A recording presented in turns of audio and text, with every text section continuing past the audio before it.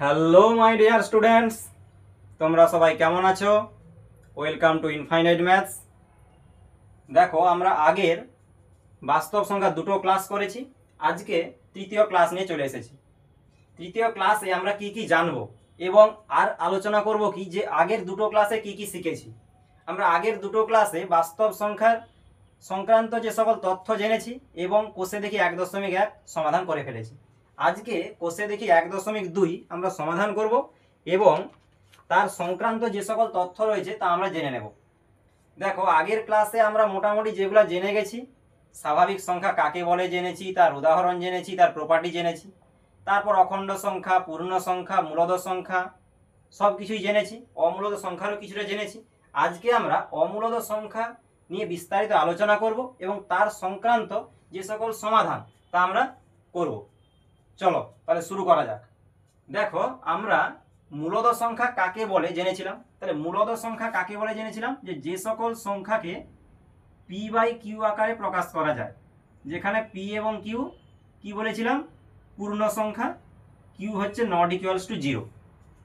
তাহলে কি দেখো কিভাবে লিখেছিলাম, মূলদ সংখ্যাকে আমরা কিউ দিয়ে প্রকাশ করেছিলাম। কিরকম লিখেছিলাম, Q equals to P by Q such that P comma Q belongs to Z, Z বলতে পূর্ণ সংখ্যা, কিউ নট ইকুয়ালস টু 0। এইটা অন্তত জেনেছিলাম। এরপরে আরও কি কন্ডিশন জেনেছিলাম, যে জিসিডি বলতে গসাগু, এই যে পি কিউকে যদি লঘিষ্ঠ আকারে প্রকাশ করি এদের গসাগু 1 হবে, এরকম একটা কন্ডিশন আমরা জেনেছিলাম। এবারে দেখো, তাহলে মূলদ সংখ্যাকে কিউ দ্বারা প্রকাশ করছি। এবারে যদি দেখা যায় যে সকল সংখ্যাকে আমরা পি বাই কিউ আকারে প্রকাশ করতে পারছি না, যে সকল সংখ্যাকে পি বাই কিউ আকারে প্রকাশ করতে পারছি না, যেখানে পি কিউ তোমার সেই পূর্ণ সংখ্যা, কিউ নট ইকুয়ালস টু 0, তাহলে ওই টাইপের সংখ্যাকে আমরা কি বলবো? তাহলে ওই টাইপের সংখ্যা, ওটাও সংখ্যা রেখায় আছে, সংখ্যা মালায় রয়েছে, তাহলে ওটা আমরা কি, ওটার নাম আমরা দিব অমূলদ সংখ্যা। অমূলদ সংখ্যা। তাহলে অমূলদ সংখ্যা কাকে বলে বুঝতে পারলাম, যে সকল সংখ্যাকে পি বাই কিউ আকারে প্রকাশ করা যাচ্ছে না, যে সকল সংখ্যাকে পি বাই কিউ আকারে প্রকাশ করা যাচ্ছে না, যেখানে P comma Q belongs to তোমার সেই জেড মানে পূর্ণ সংখ্যা, কিউ নট ইকুয়ালস টু 0। তাহলে সংখ্যা রেখায় তো এইরকম একটা সংখ্যার অস্তিত্ব রয়েছে, তাহলে এদেরকে আমরা কি বলবো? এদেরকে আমরা বলবো অমূলদ সংখ্যা। তাহলে মূলদ সংখ্যা এবং অমূলদ সংখ্যা আগে জেনেছি স্বাভাবিক সংখ্যা, যেটা 1 থেকে শুরু হয়, গণনার সংখ্যা। তারপর জানলাম কি, যেই সকল সংখ্যা 0 থেকে শুরু হয়, মানে স্বাভাবিক সংখ্যা এবং 0 মিলে যে সকল সংখ্যা পেলাম আমরা অখণ্ড সংখ্যা পেলাম। তারপরে তার সঙ্গে নেগেটিভ পার্টগুলো জুড়িয়ে আমরা কি পেলাম, পূর্ণ সংখ্যা। এবং সেই পূর্ণ সংখ্যা আমরা ভাগ দেখতে পেলাম ধনাত্মক পূর্ণ সংখ্যা, ঋণাত্মক পূর্ণ সংখ্যা এবং নিরপেক্ষ পূর্ণ সংখ্যা, যেটা 0 নিরপেক্ষ পূর্ণ সংখ্যা, ধনাত্মক ঋণাত্মক কোনোটি নয়। তারপর দেখো মূলদ সংখ্যা দেখেছিলাম। মূলদ সংখ্যা কি, এই যে বলছিলাম পি বাই কিউ আকারে প্রকাশ করলাম, যেখানে পি কিউ তোমার পূর্ণ সংখ্যা, কিউ নট ইকুয়ালস টু 0। আরও যদি আমরা এই পি বাই কিউ ফর্মটাকে লঘিষ্ঠ আকারে প্রকাশ করি, দেখা যাবে এদের গসাগু 1 হবে। তাহলে এই টাইপের সংখ্যাকে আমরা মূলদ সংখ্যা বা রেশনাল নাম্বার বলবো। এবার ওই রেশনাল নাম্বার আকারে যেগুলোকে প্রকাশ করা যাচ্ছে না, পি বাই কিউ আকারে যেগুলোকে প্রকাশ করা যাচ্ছে না, ওগুলাকে বলবো অমূলদ সংখ্যা বা ইররেশনাল নাম্বার। নিশ্চয়ই বুঝতে পেরেছ, ইররেশনাল নাম্বার। সংখ্যা রেখা এই টাইপেরও সংখ্যা থাকবে। এবারে দেখো, তাহলে এই যে মূলদ সংখ্যা, অমূলদ সংখ্যা, এই দুটো সংখ্যা মিলে মানে rational number plus irrational number মিলে আমরা কি পাবো, রিয়েল নাম্বার পাবো, বাস্তব সংখ্যা, যেটাই আমাদের টপিকের নাম। তাহলে কি দেখো, রেশনাল নাম্বার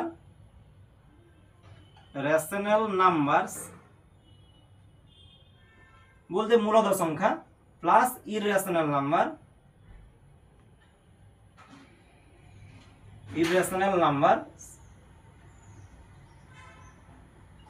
ইকুয়ালস টু তাহলে কি, রিয়েল নাম্বারস বা বাস্তব সংখ্যা। তাহলে rational numbers plus irrational numbers, rational নাম্বারসকে আমরা কি দ্বারা প্রকাশ করি, কিউ, আর ইরেশনালকে আমরা কি দিয়ে প্রকাশ করি, কিউ কমপ্লিমেন্ট দিয়ে আমরা কি পাচ্ছি, রিয়েল নাম্বার বা বাস্তব সংখ্যা। নিশ্চয়ই বোঝা গেল আপাততভাবে কি কি দেখতে পেলাম, স্বাভাবিক সংখ্যা, অখণ্ড সংখ্যা, পূর্ণ সংখ্যা, মূলদ সংখ্যা, অমূলদ সংখ্যা। তারপরে আমরা কি দেখতে পাচ্ছি, বাস্তব সংখ্যা।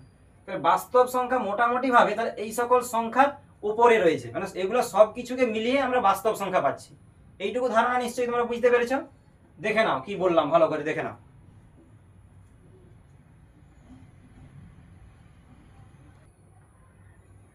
তাহলে দেখো যেরকম মূলদ সংখ্যা আমরা কি পেয়েছিলাম, ধরো পি বাই কিউ আকারে, মানে ধরো 2/3, 5/7 এইরকম আকারে আমরা প্রকাশ করছিলাম মূলদ সংখ্যাকে। এবারে তাহলে যে সকল সংখ্যা আছে পি বাই কিউ, এখানে পি হচ্ছে ধরো তোমার 5, কিউটা 7, এই আকারে প্রকাশ করছিলাম। দেখো পি এবং কিউ, যেটা পি সমান যদি তোমার 5 হয় এক্ষেত্রে, কিউ সমান তোমার 7, এদের দেখো গসাগু মানে জিসিডি যেটা করলে কি হচ্ছে 1 হচ্ছে, এবং পি কিউ দেখো বিলংস টু কি জেড পূর্ণ সংখ্যা। এবারে অমূলদ সংখ্যা যেটা জানলাম তার ক্ষেত্রে কি হচ্ছে দেখো, সেগুলো হচ্ছে পি বাই কিউ আকারে প্রকাশ করা যাচ্ছে না। তাহলে অমূলদ সংখ্যার উদাহরণ যদি বলতে হয় কি বলবো, দেখো যে √2, √3, √7 এই টাইপের। এছাড়া আবার বলতে পারি ধরো 0.10, 110, 1110 ডট ডট ডট এরকম যদি চলতে থাকে, এই টাইপের সংখ্যাকে আমরা কি বলবো, অমূলদ সংখ্যা। অমূলদ সংখ্যা বা ইরেশনাল নাম্বার।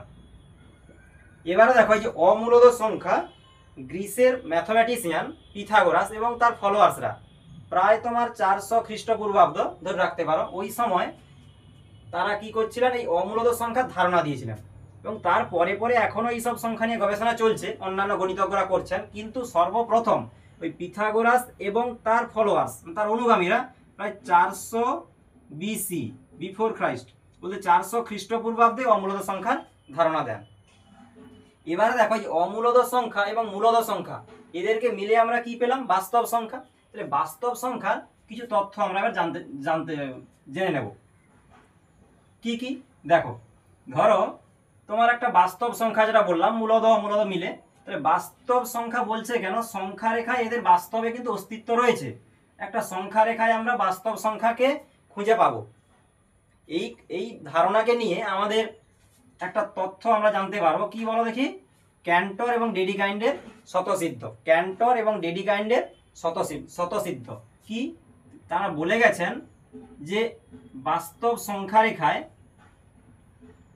ধরো এটা একটা বাস্তব সংখ্যা রেখা, এখানে বাস্তব সংখ্যা রেখায় কোনো একটা বিন্দুতে নিশ্চয়ই কোনো একটা বাস্তব সংখ্যা রয়েছে। এইখানে বাস্তব সংখ্যার একটা বিন্দু রয়েছে ধরো, তো এই বিন্দুতে একটা নির্দিষ্ট বাস্তব সংখ্যা আছে, আর বাস্তব সংখ্যা আছে মানে ওর জন্য একটা নির্দিষ্ট বিন্দু আছে। ব্যাপারটা কি ভালো করে দেখো, যে বাস্তব সংখ্যা, প্রতিটি বাস্তব সংখ্যার জন্য সংখ্যা রেখায় একটা নির্দিষ্ট বিন্দু পাবো। প্রত্যেকটা পেন চলছে না, ঝামেলা, একটু তোমরা দাঁড়াও, পেন কালিটা একটু ভরে নিচ্ছি।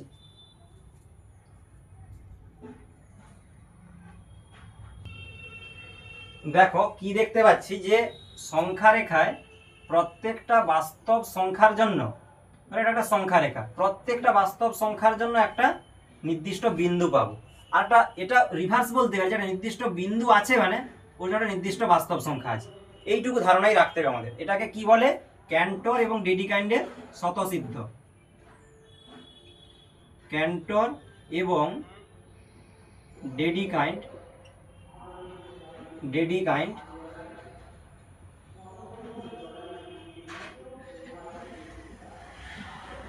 ক্যান্টর এবং ডেডিকাইন্ডের স্বতঃসিদ্ধ।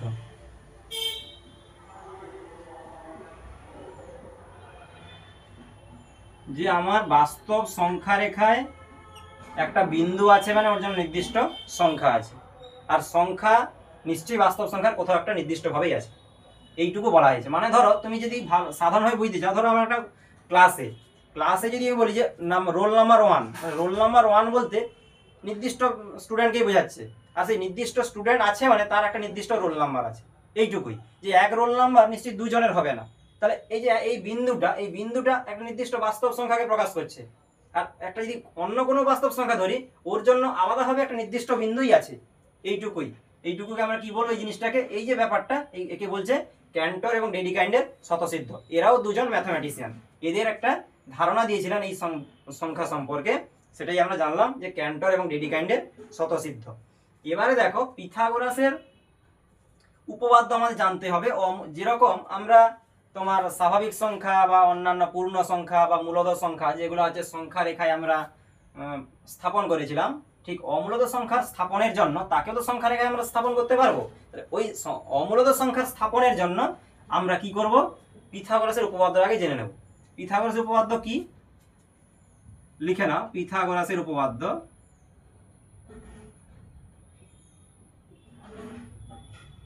পিথাগোরাসের উপপাদ্য পিথাগোরাস থিওরেম। পিথাগোরাস যে বলছিলাম গ্রিসের ম্যাথমেটিশিয়ান, তিনি কি বলেছিলেন যে একটা সমকোণী ত্রিভুজ আছে, ধরো এটা একটা সমকোণী ত্রিভুজ, ধরো এ বি সি, এই সমকোণী ত্রিভুজ, তাহলে এ বি সি এই কোণটা 90 ডিগ্রি, এ বি সি কোণ। তিনি বলেছিলেন যে একটা সমকোণী ত্রিভুজের ক্ষেত্রে যদি অতিভুজের ওপর আমরা একটা বর্গক্ষেত্র অঙ্কন করি, তার যে ক্ষেত্রফল হবে এই ভূমির ওপর বর্গক্ষেত্র অঙ্কন করলে এর ক্ষেত্রফল, এবং লম্ব যেটা তার উপর যদি বর্গক্ষেত্র অঙ্কন করি এদের ক্ষেত্রফল, এই দুটি ক্ষেত্রফলের যোগফলের সঙ্গে সমান হবে এই ক্ষেত্রফল। বলতে কি, দেখো এখানে যদি একটা আমরা বর্গক্ষেত্র অঙ্কন করি, জায়গা ঠিকঠাক নেই, ধরো এই জায়গাটা একটা বর্গক্ষেত্র যদি অঙ্কন করতাম, ধরো এইভাবে, ঠিকঠাক হলো না,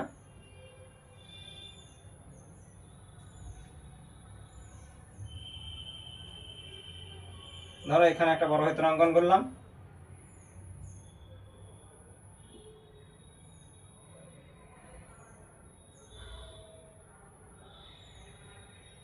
এখানে, তাহলে এখানে একটা বর্গক্ষেত্র অঙ্কন করলাম, মানে ভূমির উপর একটা বর্গক্ষেত্র অঙ্কন করেছি, লম্বের উপর একটা বর্গক্ষেত্র অঙ্কন করেছি, তাহলে এদের যে ক্ষেত্রফল, এদের ক্ষেত্রফলের যোগফলের সঙ্গে এই যে অতিভুজের উপর যে ক্ষেত্রফলটা অঙ্কন করলাম এর যোগফল সমান হবে। মানে এই ভূমি এবং লম্ব এদের যে আমি এখানে বর্গক্ষেত্র অঙ্কন করলাম এর যে ক্ষেত্রফল, এদের সমষ্টি মানে এদের যোগফল, এর সঙ্গে কি এইখানে অঙ্কিত হচ্ছে ক্ষেত্রফলের সঙ্গে সমান হবে। তাহলে এটা বলা যায় কি, যে এটাকে যদি আমি এমনি জাস্ট লিখতে চাই, কিভাবে লিখবো, যে অতিভুজের স্কয়ার সমান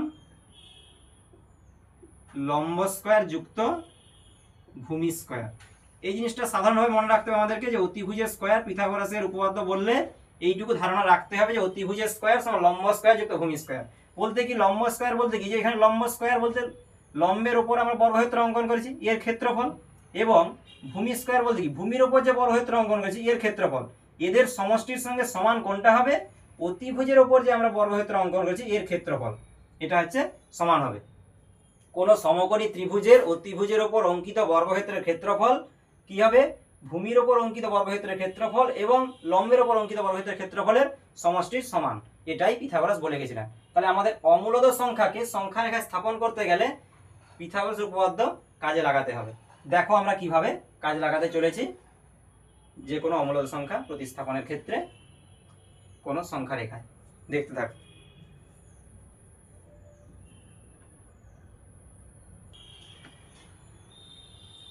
তাহলে দেখো কি দেখতে পাচ্ছি, তাহলে এক্ষেত্রে আমরা কি বলতে পারি, যে AC square equals to A B square plus BC square. দেখো এবারে আমরা অমূলদ সংখ্যা দু একটা স্থাপন করে দেখছি। ধরো তোমার কোশ্চেন থাকলো, যেটা বলছিলাম অমূলদ সংখ্যা, ধরো √2, √3, √5, তাহলে এগুলোকে আমরা কিভাবে সংখ্যা রেখায় স্থাপন করব, দেখো কিভাবে করছি।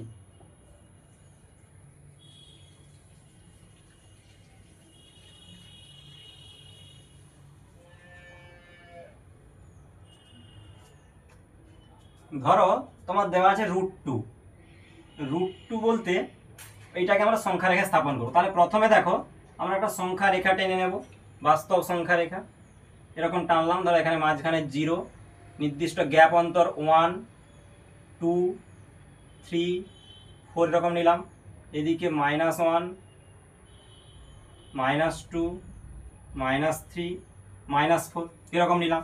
তাহলে এদিকে দেখো এটাও আপ টু -ইনফিনিটিভ, এদিকে আপ টু +ইনফিনিটিভ। এবার দেখো √2 বলতে ধরো আমার √1, এই জিনিসটা ভাবো আগে, √1 হলে 1 হয়, √2 এটা তাহলে নিশ্চয়ই দেখো √3, √4 হলে আমরা কি পাই 2, তাহলে যে √2 এবং √3 এই ভ্যালুগুলো নিশ্চয়ই 1 থেকে 2 এর মাঝেই আছে, কিন্তু কিভাবে বুঝবো কোথায় আছে? এইটা করতে গেলে পিথাগোরাসের উপপাদ্য কাজে লাগাতে হবে। দেখো এখানে আমি যদি করতে চাই, ধরো এখানে রুট টুটাকে যদি অতিভুজ হিসাবে ধরতে চাই, ধরো অতিভুজ, তাহলে কি হবে? রুট টু সমান 1 স্কোয়ার প্লাস 1 স্কোয়ার দিলে কি হচ্ছে? দেখো 1 স্কোয়ার বলতে 1, আর একটা 1 স্কোয়ার বলতে 1, তাহলে 1 প্লাস 1 আর 2 মানে রুট 2। তাহলে দেখো এইভাবে যদি করতে চাই, ধরো আমার এখান থেকে আমি 1 একক নিলাম, 1 একক। এবারে আমরা কি করবো? এটা ধরো ভূমি, এবার সমকোণী ত্রিভুজ অঙ্কনের মতো চেষ্টা করবো। তাহলে এদিকে আমি কি করবো? 1 একক নেব, লম্ব 1 একক হলো, তাহলে এখানে 1 একক, এখানে 1 একক। তাহলে এইটা যদি ধরো ভূমি, এটা লম্ব 1 একক, এদিকে 1 একক, তাহলে এইটা যদি আমি জুড়ে দিই এখান থেকে এই বিন্দুটা, তাহলে কি হচ্ছে? অতিভুজ পাচ্ছি। অতিভুজটা কি? এটা রুট 2, এটাই তো রুট 2, কারণ যে ভূমি স্কোয়ার যুক্ত লম্ব স্কোয়ার সমান অতিভুজের স্কোয়ার।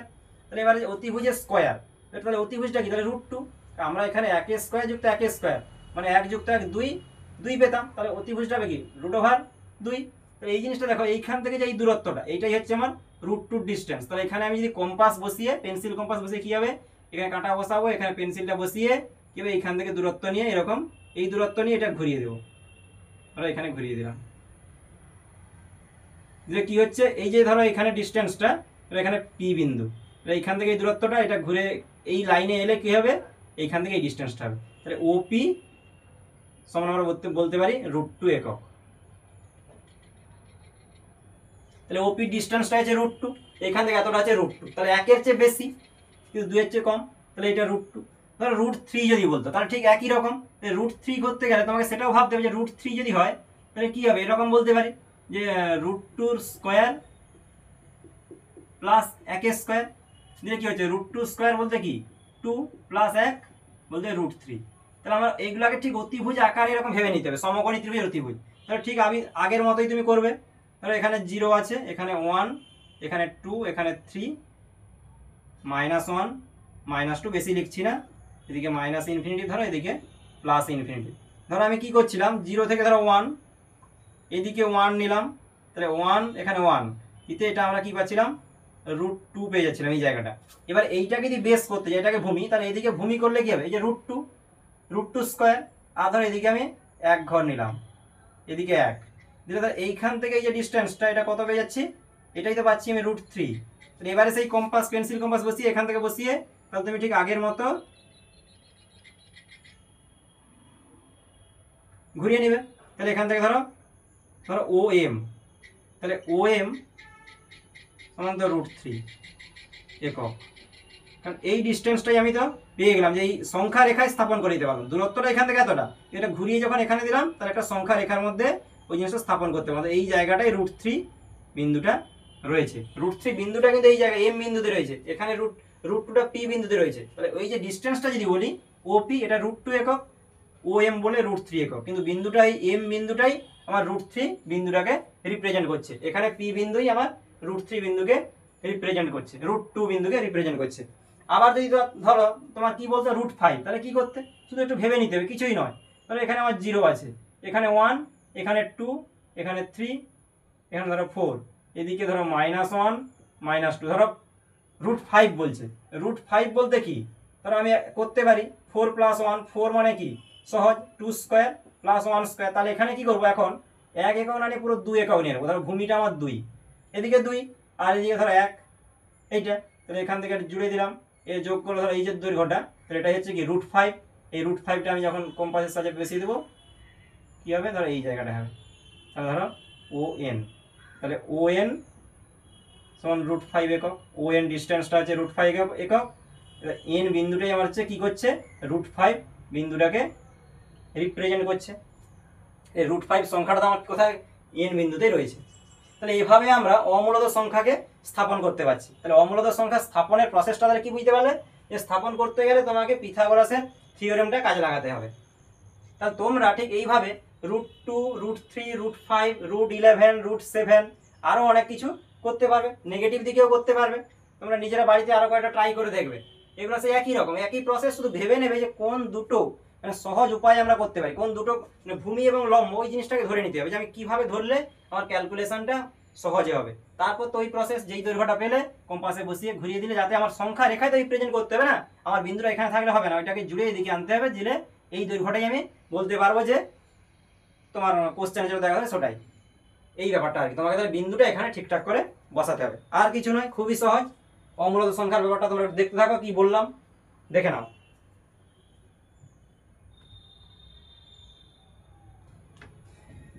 তাহলে দেখো আমরা একটা জিনিস জানতে পারলাম, যদি সংখ্যা রেখে আমরা রুট এম, ধরো কোনো একটা সংখ্যাকে স্থাপন করতে চাই, তাহলে তার আগে আমাকে অবশ্যই রুট এম মাইনাস ওয়ান এটা যদি স্থাপন করতে পেরে যাই, মানে ওই জিনিসটা এই সংখ্যাটা কোথায় আছে জানতে পেরে যাই, তাহলে এটা যদি আমরা স্থাপন করতে পারি ঠিক এটা পারবো। তাহলে যে কোনো পূর্ণ সংখ্যার ক্ষেত্রে বা যে কোনো সংখ্যা যদি এম হয়, তাহলে তার ক্ষেত্রে কি রুট ওভার এম এটা যদি আমরা সংখ্যা রেখে স্থাপন করতে চাই, root over M minus one আমাকে স্থাপন করতে পারতে হবে। এবার দেখো আমাদের অমূলত সংখ্যার কিছু বৈশিষ্ট্য আছে। এর বৈশিষ্ট্য কি দেখা যাবে, দুটি অমূলত সংখ্যা যোগ করলে সর্বদা কিন্তু অমূলত সংখ্যা হবে এমন কোনো বাধ্যবাধকতা নেই।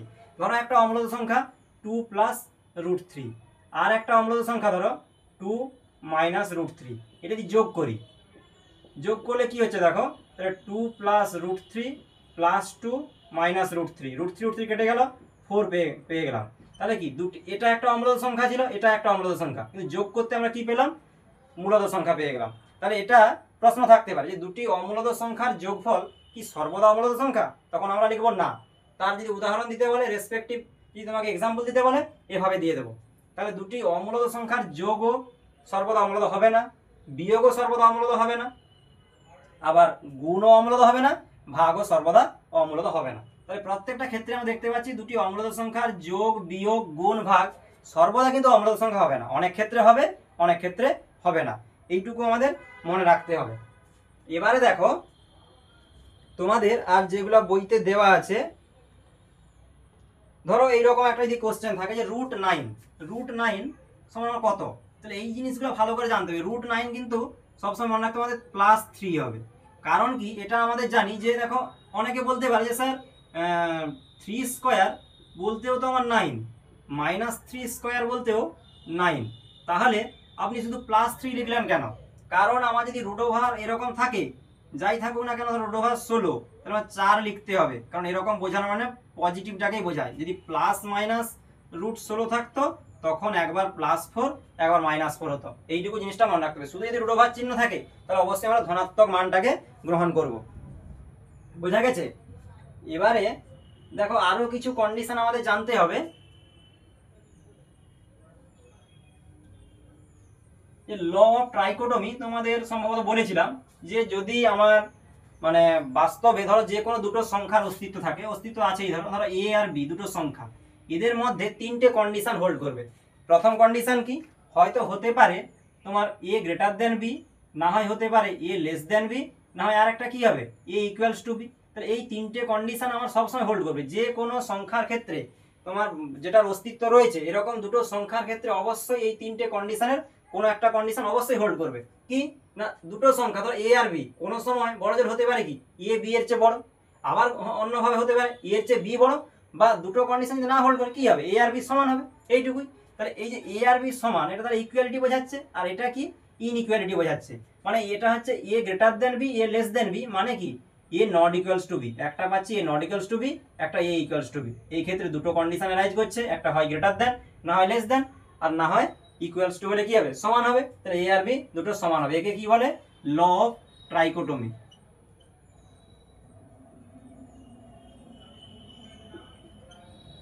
Law of ট্রাইকোটমি। তাহলে এটা বাস্তব সংখ্যার একটা ভালো একটা থিওরেম, মনে রাখতে হবে যে এইরকম যে কোনো দুটো নাম্বারের ক্ষেত্রে এই কন্ডিশনটা হোল্ড করে।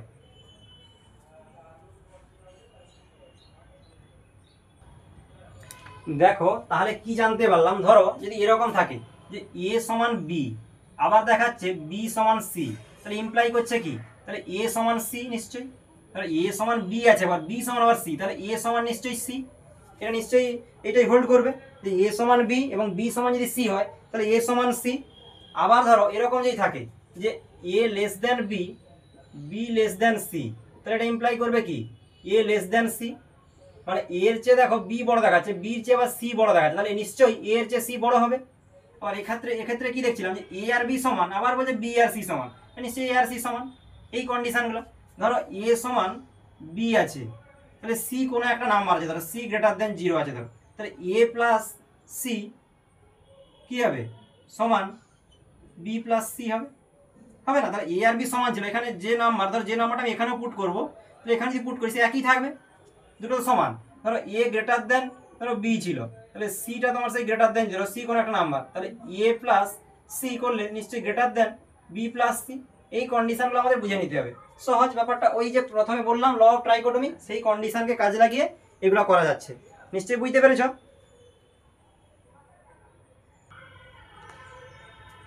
ধরো এরকম যদি থাকে যে এ লেস দেন বি, ধরো সি গ্রেটার দেন 0, তাহলে এবার যদি গুণ করতে থাকি, ধরো এর সঙ্গে সি গুণ করলাম, এ সি, তাহলে এটা কি হবে? লেস দেন বি সি হবে, হবে তো? তাহলে এই কন্ডিশনগুলো আমাদের বুঝে নিতে হবে। কিন্তু এটা গ্রেটার দেন যেটা আছে 0, লেস দেন 0 হলে কিন্তু উল্টো কন্ডিশন ঘটবে। কারণ কি, তখন এখানে দেখা যাবে ধরো কোনো একটা সংখ্যা আছে, ধরো আমার এখানে আছে 3 লেস দেন 5, ধরো 3 এর সঙ্গে 2 গুণ করলাম, 3 গুণিতক 2 লেস দেন কি হবে? 5 গুণিতক 2, তাহলে কি হচ্ছে? 3 গুণিতক 2 6 লেস দেন 10। ধরো যদি এটা, ধরো এটা 2 দিয়ে গুণ করলাম, 2টা কি গ্রেটার দেন 0, যদি এরকম কন্ডিশন ঘটতো, দেখো ধরো সি একটা নেগেটিভ নাম্বার আছে, ধরো 3-এর চেয়ে 5 বড় আছে, তো আমি সেই সিটাকে ধরো ধরলাম, ধরো এটা এ বি, ধরো এ লেস দেন বি ফর্মে লিখেছি। যদি আমি ধরো সি লিখলাম, সি ইকুয়ালস টু ধরো -2 ধরলাম, এটা লেস দেন 0, এটা এখানে কি হচ্ছে দেখো 3 ইন্টু -2, এখানে 5 ইন্টু -2 করলাম, দেখো এখানে কত? -6, এখানে -10 পাচ্ছি, এখানে এটা বড় হয়ে যাচ্ছে, -6টা বড় নেগেটিভের ক্ষেত্রে। তাহলে এই জিনিসটা বুঝতে হবে, যদি সিটা লেস দেন 0 হয় তাহলে মাল্টিপ্লিকেশনের ক্ষেত্রে উল্টো কন্ডিশন হোল্ড করছে, আর নইলে ব্যাপারটা সিম্পলি একদমই সোজা, সহজে বুঝতে পেরেছ? তাহলে এই কন্ডিশনগুলো, এই স্বতঃসিদ্ধগুলো আমাদের জানতে হবে যে দুটো বা তিনটে যেমন রিয়েল নাম্বারের ক্ষেত্রে কি কি কন্ডিশন কিভাবে হোল্ড করতে পারে, কোন কোন কন্ডিশনের ক্ষেত্রে কিভাবে আমি কোশ্চেনটা সলভ করব, এরকম কোশ্চেন আসলে থাকে, নিশ্চয়ই তোমরা পারবে। এবারে দেখো, তাহলে এবারে আমাদের সেভাবে আর কিছু নেই। এবার 1.2 কোষে দেখি, 1.2 যেটা, সেটা আমরা আলোচনা করে দিচ্ছি। তাহলে কোষে দেখি 1.2,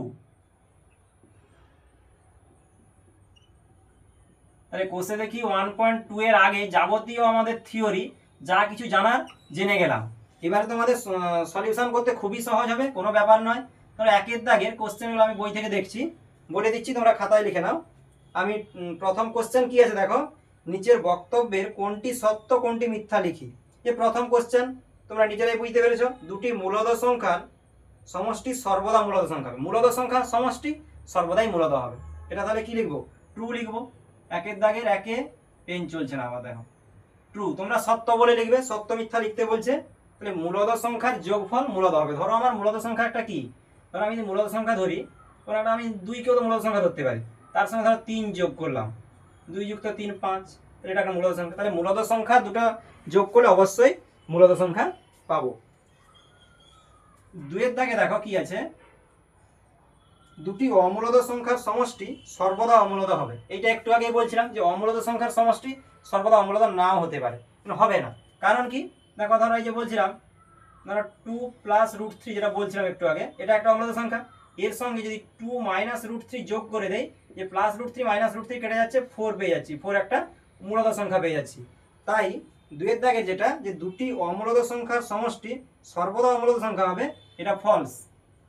তাহলে প্রথমটা সত্য লিখবে, দ্বিতীয়টা মিথ্যা লিখবে।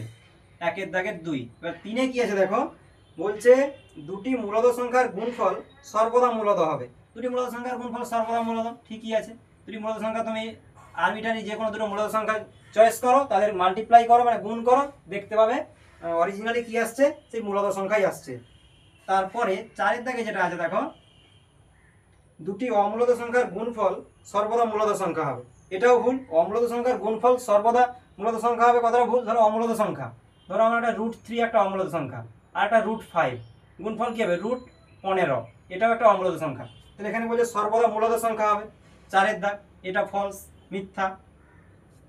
এবারে দেখো, প্রতিটি মূলদ সংখ্যাই বাস্তব সংখ্যা। আমরা কি জানলাম, যে নাম্বার সিস্টেমে কি জানলাম, দেখো স্বাভাবিক সংখ্যা, তার উপরে রয়েছে কি অখণ্ড সংখ্যা, তার উপরে রয়েছে পূর্ণ সংখ্যা, তার উপরে এবার মূলদ অমূলদ, তার উপরে কি রয়েছে? বাস্তব সংখ্যা। তাহলে দেখো এই যে মূলদ সংখ্যা, তাহলে মূলদ সংখ্যাই বাস্তব সংখ্যা, তাহলে সত্য, এটা ট্রু হবে। পেনটা আজকেও সেই আগের মতো গন্ডগোল করছে। আচ্ছা, তাহলে প্রতিটি মূলদ সংখ্যাই বাস্তব সংখ্যা হয়েছে। ছয়ের দাগে যেটা আছে দেখো কি বলা আছে, প্রতিটি বাস্তব সংখ্যাই অমূলদ সংখ্যা। এটা ফলস, কারণ বাস্তব সংখ্যা সব বাস্তব সংখ্যা অমূলদ সংখ্যা হবে কথা নেই, কিন্তু সব অমূলদ সংখ্যাই বাস্তব সংখ্যা হবে, এই জিনিসগুলো বুঝে নিতে হবে। এই যে দেখো প্রতিটি মূলদ সংখ্যাই বাস্তব সংখ্যা, এটা ঠিক। তাহলে ধরো এই যে যদি বলি, ধরো আমার এখানে ন্যাচারাল নাম্বার আছে, ন্যাচারাল নাম্বার কি স্বাভাবিক সংখ্যা, তাহলে প্রতিটা স্বাভাবিক সংখ্যা আমার কি হবে, হোল নাম্বার হবে। কিন্তু প্রতিটা হোল নাম্বার স্বাভাবিক সংখ্যা, ন্যাচারাল নাম্বার নয়। তাহলে হোল নাম্বারের উপরে কি আছে, ইন্টিজার আছে, তাহলে জেড। তারপর কি আছে, রেশনাল ইরেশনাল, তারপরে আছে কি বাস্তব সংখ্যা। তাহলে প্রতিটা বাস্তব সংখ্যার মধ্যেই তো এগুলো পড়ছে, তাই না? কিন্তু প্রত্যেকটা তুমি যদি বলো যে ন্যাচারাল নাম্বার বাস্তব সংখ্যা হবে, ভুল। কিন্তু প্রত্যেকটা বাস্তব সংখ্যা মানে ন্যাচারাল নাম্বার, এই ব্যাপারটা আর কি।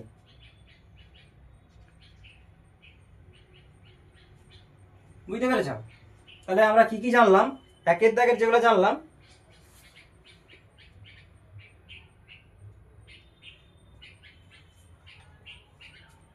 তাহলে দেখো এই জিনিসগুলো জানলাম, natural number, whole number, integer মানে পূর্ণ সংখ্যা, অমূলদ সংখ্যা, মূলদ সংখ্যা, বাস্তব সংখ্যা।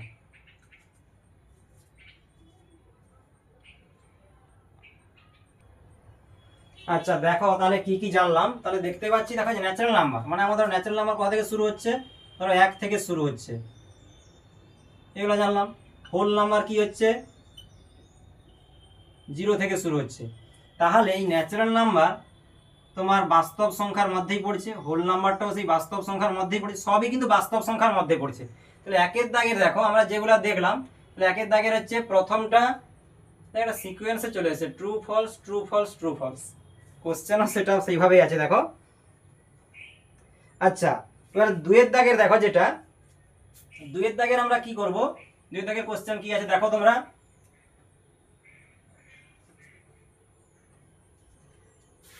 দুয়ের দাগে বলছে অমূলদ সংখ্যা বলতে কি বুঝি, 4টি অমূলদ সংখ্যা লিখি। তাহলে লিখবে যে সকল সংখ্যাকে পি বাই কিউ আকারে প্রকাশ করা যায় না, যেখানে পি এবং কিউ পূর্ণ সংখ্যা, কিউ নট ইকুয়ালস টু 0, সেই সকল সংখ্যাকে অমূলদ সংখ্যা বলবো। যেরকম আগের ক্লাসে আমরা কি করছিলাম, মূলদ সংখ্যা কাকে বলে, মূলদ সংখ্যার উদাহরণ দাও। ঠিক আমি শুরুতেই বলেছিলাম অমূলদ সংখ্যা কাকে বলে, 4টি উদাহরণ দাও, লিখতে পারবে যে √2, √3, √5, √11, 0.10, 110, 1110 ডট ডট ডট, এই টাইপের সংখ্যাগুলো। তাহলে এবারে দেখো 3-এর দাগে যেগুলো দেওয়া আছে, নিচের সংখ্যাগুলির মধ্যে কোনটি মূলদ সংখ্যা কোনটি অমূলদ সংখ্যা লিখি। তাহলে দেখো √9, এগুলো নিজেরাই পারবে সব। √9 বলতে কি 3, তাহলে এটা মূলদ সংখ্যা। √225, √225 কি, তাহলে 15, তাহলে 15টা কি √225 করে 15 পাচ্ছি, সেটাও মূলদ সংখ্যা। এই √7, এটা কিন্তু পারফেক্ট স্কোয়ার নয় 7টা, সেই জন্য কি √7টা তোমার অমূলদ সংখ্যা। এই √50, এটাও অমূলদ সংখ্যা। √100, 10 পেয়ে যাচ্ছি, এটা মূলদ সংখ্যা। √-81 যেটা আছে, তাহলে সেটা কি হচ্ছে, 81 বলতে কি 9, তাহলে -9, সেটাও মূলদ সংখ্যা। √42 অমূলদ সংখ্যা। √29 অমূলদ সংখ্যা। রুট যেটা তোমার কত আছে -1000, সেটাও অমূলদ সংখ্যা, কারণ 1000টা আমরা পারফেক্ট স্কোয়ার নয়, তাই না? দেখো তাহলে তুমি যদি এটা নিজেরা কি করতে পারবে না, করে দিচ্ছি। 3-এর দাগের 1 ধরো, √9 বলতে 3 পেয়ে যাচ্ছি দেখো, তাহলে এটা মূলদ সংখ্যা, তাই না? এটা মূলদ সংখ্যা। এবারে এটা 2-এর দাগে যেটা আছে কি আছে, √225, √225 মানেই তো 15, তাহলে এটাও মূলদ সংখ্যা। 15 15 225 হয়, তাহলে মূলদ সংখ্যা। 3-এর দাগে দেখো কি আছে, √7, √7টা আছে অমূলদ সংখ্যা, অমূলদ সংখ্যা।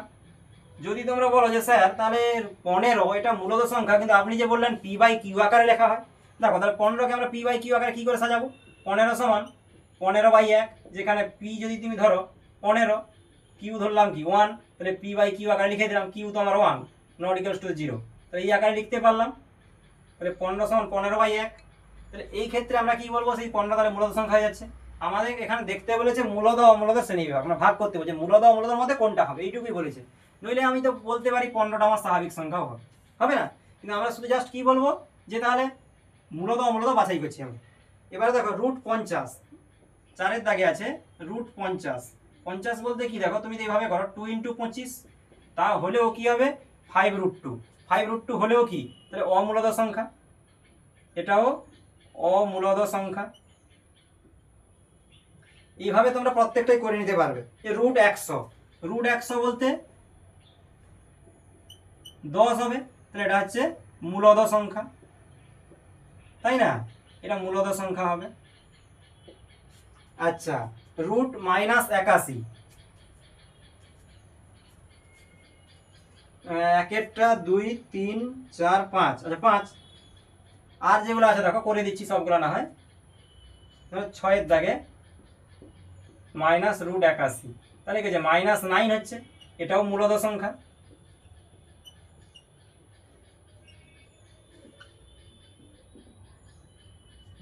দেখো √42, 42, এটাকে আমরা পারফেক্ট স্কোয়ার মানে এরকম ভাঙতে পারছি না, এটা অমূলদ সংখ্যা।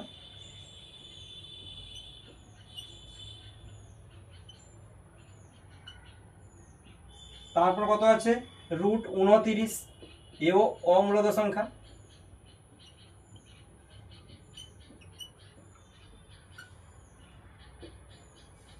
শেষে কি আছে -√1000, এটাও অমূলদ সংখ্যা।